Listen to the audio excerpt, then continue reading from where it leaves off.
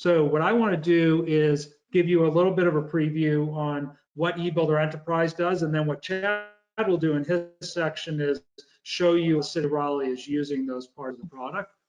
So just quickly, what we do is help customers on the reduce section. So time spent chasing documents, data entry, creating reports, dealing with errors and omissions, being surprised by things running over schedule or over budget, and just information getting lost, and as a result, rework being done. So those are the areas that eBuilder is really focused on. So if any of those resonate with you, then there's probably something to learn from us. And what we're focused on and what our customers have realized is you can save up to 4% of your capital budget. So it's not really saving, but redeploying. So to make the math easy, if you had $100 million in capital spend, then what we're saying is by implementing something like an eBuilder Enterprise, you can have 4 million of that you can save and then redeploy. So it's almost like you have 104 million. On the productivity improvement, we've seen people be able to take on 3 times the amount of work with the same amount of staff. So that's the 3x productivity improvement. And then the 30-to-1 cycle time reduction is we have case studies that we can share where, in fact, Construction Dive, an online magazine for contractors, did a survey that showed that the average owner can take up to 2 months to pay the contractor. And there's an impact, an economic impact in the supply chain as a result of that. And what we can demonstrate with our customers is our owners take typically a maximum of 14 days to at least approve the contractor invoice. Whether or not they decide to use the full net 30 on the payment terms is an internal decision, but to get it ready for payment can take from days to maybe 2 weeks. So with that, my final couple slides here is to take you through the capabilities, and we're really here for the entire life cycle of a project, from planning all the way through to operations. Operations is when we would then hand it over to Cityworks to do the operation and maintenance. So from a planning perspective, the areas that we touch on is capital planning. So again, in COVID, in fact, the first thing we heard from our existing customer base when it came to how eBuilder helped them is when they realized revenues, and if you think the government agencies are having trouble, the private sector was hit far worse. And so they were being told, we need to reprioritize our projects based on 50 to 70% reduction in funding. And so with the use of eBuilder, they were able to do what if analysis and cash flow projections with the capital planning capabilities. Funding, for those that deal with funding, to make sure you're allocating your funding correctly, and risk and exposure. So those are the areas we focus around planning.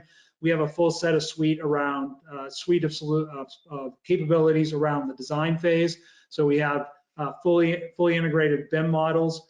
Of course, those of you in local city governments using Esri, you already have that with the Esri platform. Constructability, design reviews, schematic design, so we can help you with all the design phase. Moving into procurement, so now that you've decided you want to do it, you need to go out and do the bidding. So we have an entire bid tabulation, RFP management capability. Into construction, which is really the core competency and what separates eBuilder from the other solutions on the market. Deep 25 years of experience in how to manage costs. And Chad actually has a great example of that in his presentation. And then all the way to operations. So one of the areas when we talk with mutual customers of Cityworks and eBuilder is as-builts. So get the as-builts that were collected during construction and feed them into Cityworks so that you can update your asset management system. So that's, again, the natural handoff between eBuilder and Cityworks. So the customers we serve, clearly those that are on the phone today, and you're going to see a tremendous overlap between what I'm showing you and what George is going to show you, and that's why both of us are here to talk with you today. And I'm going to leave you and then hand it over to my colleague to take you through Cityworks, that we are the trusted solution with owners. We've been doing this for 25 years. We love you guys. So that's all we think about is owner organizations. And we have well over 1,000 years of knowledge within our own company about how owners operate. We have helped owners successfully deliver hundreds of thousands of projects. And the number that I'm most excited about is we crossed over $1 trillion in projects have been successfully delivered through our platform. Kind of fun to do this today, just really telling the kind of story of how we use eBuilder and Cityworks. But so my name's Chad Foley. I work at the City of Raleigh in the IT department, and I manage a team of 2, and we support eBuilder and Cityworks. Raleigh is the capital of North Carolina. It's called the City of Oaks. We have a lot of oak trees, about 500,000 in population. We've had Cityworks for over 10 years now, and it's pretty much what I call like a mass adoption. It's used across many different departments. And then we've had eBuilder almost 2 years now. We have it in 2 different departments, and it's kind of growing as we roll it out. We have a $502 million CIP budget. So I wanted to talk a little bit about a smart cities effort, because I think this discussion kind of folds into it in kind of an interesting way. So a couple of years ago, we hired a company called IDC to help us create a smart city strategy. If you go to raleighnc.gov, you can actually download that strategy document. And one of their recommendations was to create a smart city coordinator position. And so we did. We filled that position, and that person has several initiatives. One of them is they have an annual Smart City Summit. They've actually rebranded it to Connected Community Summit last year. And at that summit, there's all kinds of like fun and shiny, high-tech things, like what I call shiny initiatives, where, like drones or electric vehicles. But what I'm kind of more interested in is some of the non-shiny things that we'll talk about. So one of our shiny initiatives is, but yet it's still kind of a good cost-conscious effort, is we are using our traffic cameras to analyze traffic so that we can do traffic studies, whereas before we spend a lot of money hiring vendors to do traffic studies for us. So one thought was, we could use this traffic analytics and count these cars ourselves. So that's kind of an example of a shiny initiative but is actually cost savings. Another kind of fun thing we're doing is we integrated Cityworks with the Waze traffic app. So when somebody's using Waze and they report a pothole or a sign missing or something, it creates a work order right in Cityworks. And those are fun and shiny things. But we got to keep the lights on, and we got to do it budget minded. So my definition of a smart city is really simple. It's not these shiny things. It's really just about following the dollars, being able to effectively track your capital spending kind of in a standard way across different departments, and being able just to track your cost to maintain your infrastructure and assets. That to me is smart if you know these things. How much does it cost to maintain a park per year, and how can you use that information to budget for, say, if you want to have a new park? How many sewer repairs did we do last month or last year, and how much did it cost the city? It also helps us prioritize our work based on the asset conditions. If you're constantly doing lots of repairs in one area, what's going on there, and is that an older asset? So a lot is just really simply knowing where your dollars are going. So before we implemented these solutions, and I know you're definitely probably in the same boat, you're not alone in this. We had no real way or no standard on tracking capital. We did it differently across different departments. Sometimes a contractor would work on a project in one department and then another project with another department, and they were being, the finances were handled differently. One department would do it kind of including tax, and one would do handling tax separately. It was confusing the contractors. We kind of coined an acronym called YAS, yet another spreadsheet, where everything was just on different spreadsheets on people's desktops or kind of all through different shared folders, hard to find things. And then different groups were just doing things different ways. So we had no real standard way to report these capital spending up to our executive management. And so that was just a problem. And I know that's probably a very common thread. So a little bit about how we use Cityworks. So we have Cityworks is being used across 7 different departments. It's kind of become ubiquitous here at the City of Raleigh. I'd say pretty much everyone knows what Cityworks is, and any type of field work or work orders in the field is done in Cityworks, where they're tracking their labor, their equipment, and their material cost. I often joke that if the Parks Department is putting a chalk on the softball field, there's a work order for that. So let's see, we have about 600 users in Cityworks currently that are active. About 100 of those are using the mobile app. We recently onboarded our wastewater treatment plant, and all their inventory is being managed in the storeroom module. There's a storeroom inventory module that we use for all our inventory. We're getting ready to use another module called Operational Insights that helps us kind of score the asset condition and the business risk with these assets based on various factors and age. We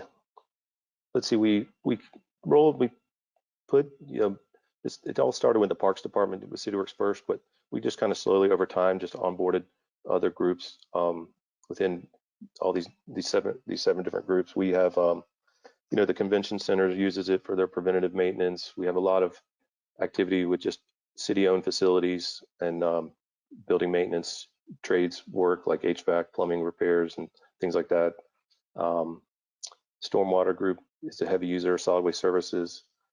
We have a lot of cross-departmental workflows where, the utility department will do a sewer repair, and then the transportation department will do the asphalt paving over top of that repair, and they will invoice each other for that. And these work orders they have are tied together.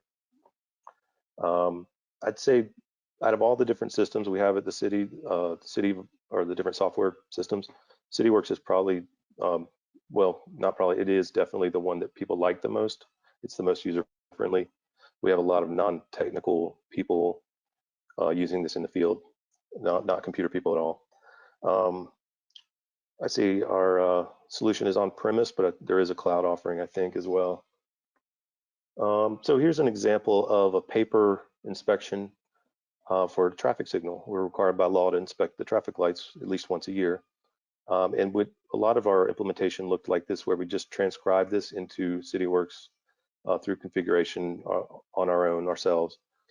And then, another example, these are just kind of various work order categories for transportation, but it's just pretty much any work in the field is dragged in Cityworks.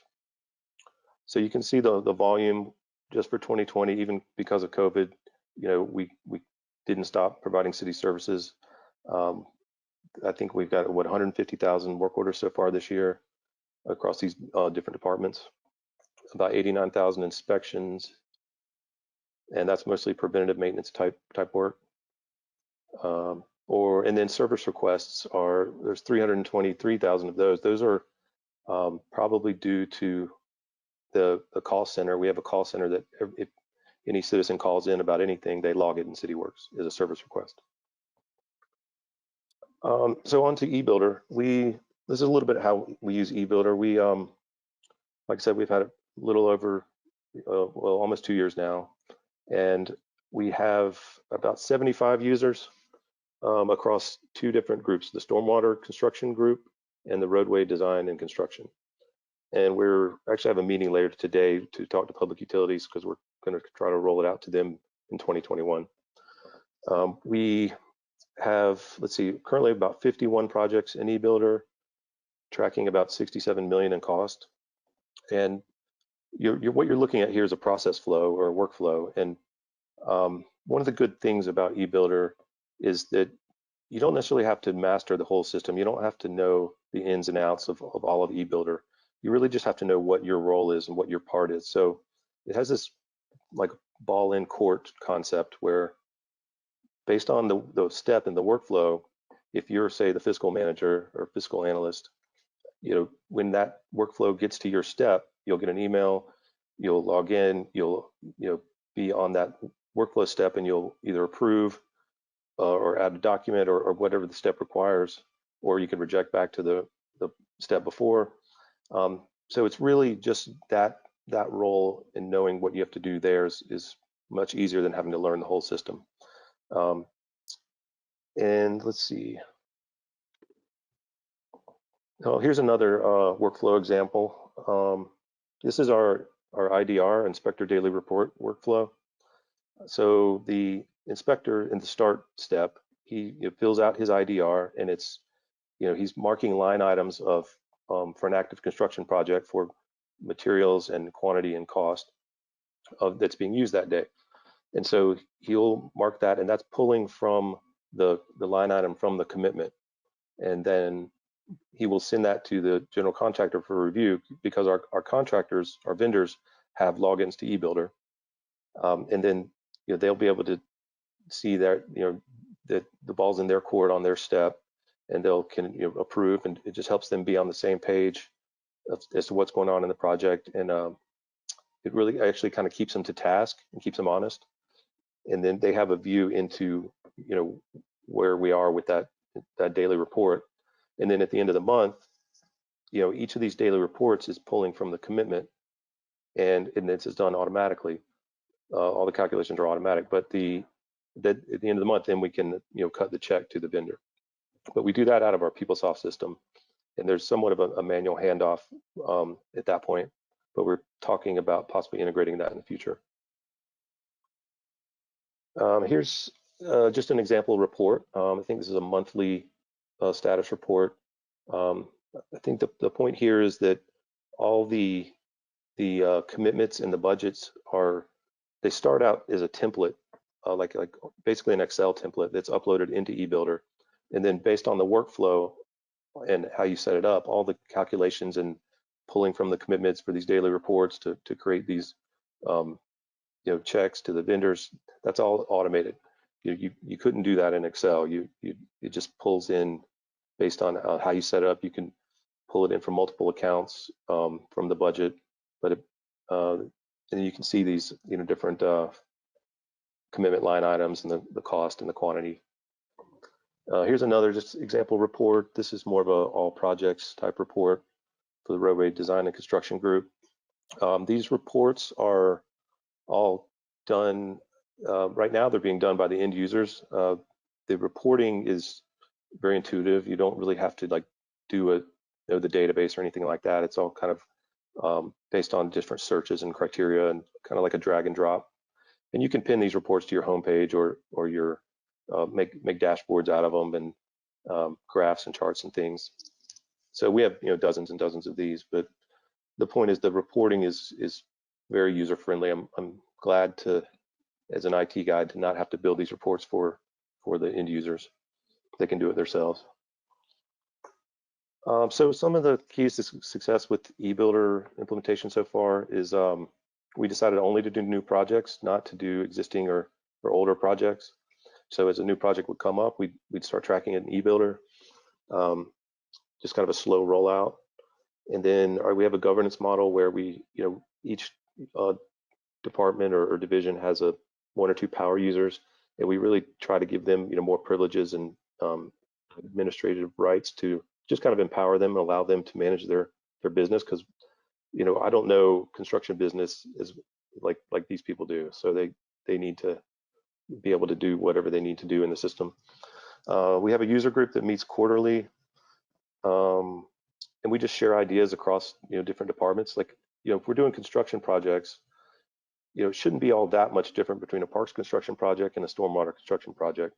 We try to streamline those workflows and share them kind of across different groups. So we try to standardize, and where we can't standardize on a workflow, we could have if it's parks, go into this workflow branch. If it's stormwater, go into this workflow branch. We also have office hours every other Friday where people can just stop by and get help with any kind of eBuilder questions. And then we do training. We do training to the contractors and also to our internal employee staff. It was helpful to have a senior level mandate saying you will use eBuilder, because they were tired of getting just various reports up on these different construction projects in different formats. And then we have had help from our data analytics team, which is 2 people in IT that do a lot of reporting. They use Power BI, and they've been very helpful. Here's an example of one of those Power BI reports. And again, we have dozens of these as well. This is just at a at a quick glance, you can just see, okay, we had this many work orders. This is from Cityworks, but open by type and status, the average hydrant work order cost, the number of water main breaks per 100 miles, the water loss associated with that. So just having this data at our fingertips and having it kind of be serviceable, where a manager can just log in and look at his dashboard and know where the project is, or what state the project's in, where it is, if it's over budget, what the progress is. I mean, that really allows us to make these data-driven decisions to make what I consider a true smart city. Hopefully what you take away from this webinar is twofold. One, you're dealing with two products and companies, underlying divisions within Trimble that just love working with owners, and specifically with local government owners. We're deeply passionate about this. Hopefully for those that aren't using one or either of the solutions, we'll have an opportunity to continue the dialogue.